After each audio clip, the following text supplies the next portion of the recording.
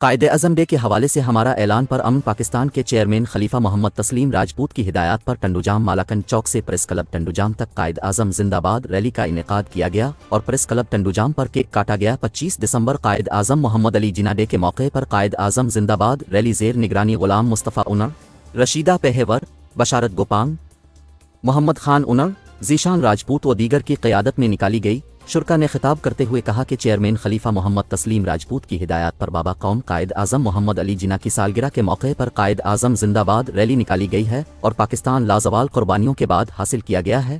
بابا قوم کا احسان ہے کہ جنہوں نے اپنی محنت اور لگن سے پاکستان حاصل کیا۔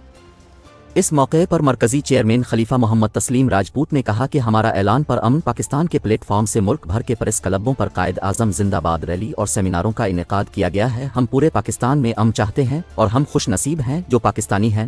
انہوں نے مزید کہا کہ قائد اعظم تیرا احسان ہے احسان۔